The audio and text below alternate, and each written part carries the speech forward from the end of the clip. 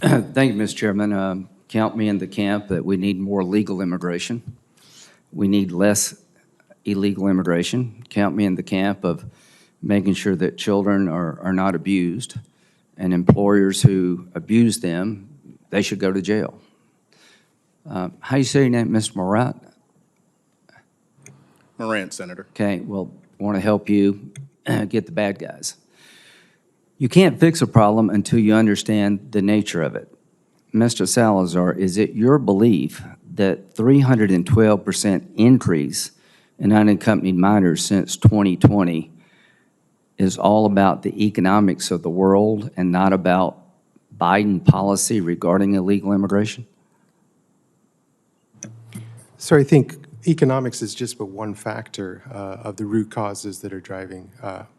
You don't think the policies the Biden administration have implemented is a direct correlation to increase in illegal immigration at levels we've never seen before?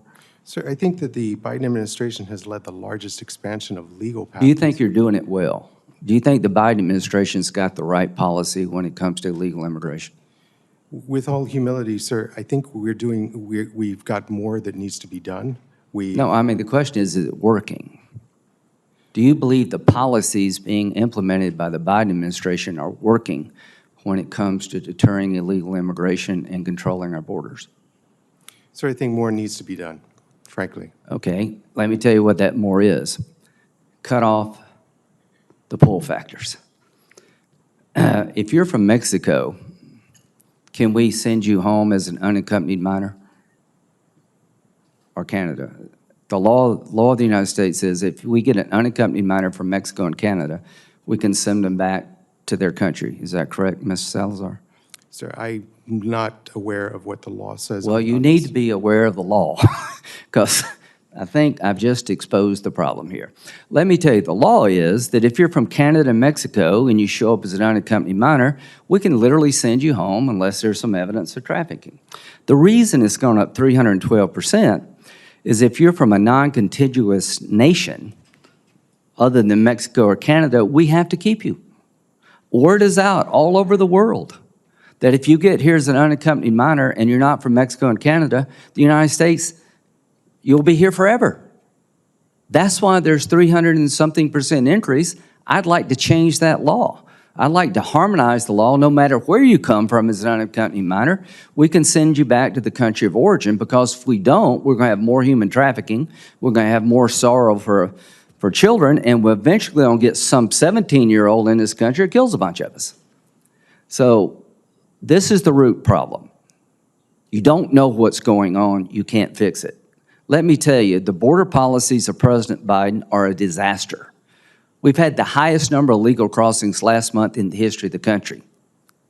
It is now time to bring about change. We need to change our law to stem the tide of unaccompanied minors.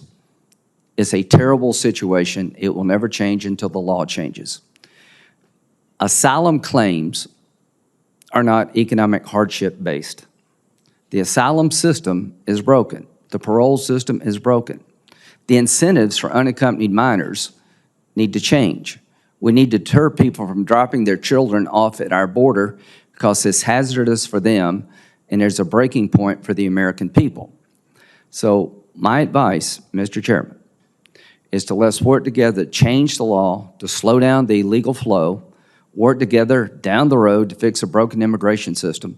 But we have a war raging against our friends in Israel. The map of Europe is being rewritten by force of arms. Everybody in the policy world is screaming at us that the likelihood of a terrorist getting in to our country through a broken border is exceedingly high. The number of people on the terrorist watch list grows by the day. So I would like to make sure unaccompanied children are not exploited when they get here. That is a noble effort. But I would like to deter the world from dropping kids off at our border. It's not good for them, it's not good for us. And the policy changes that are going to be required have to be done before we can expect a different outcome.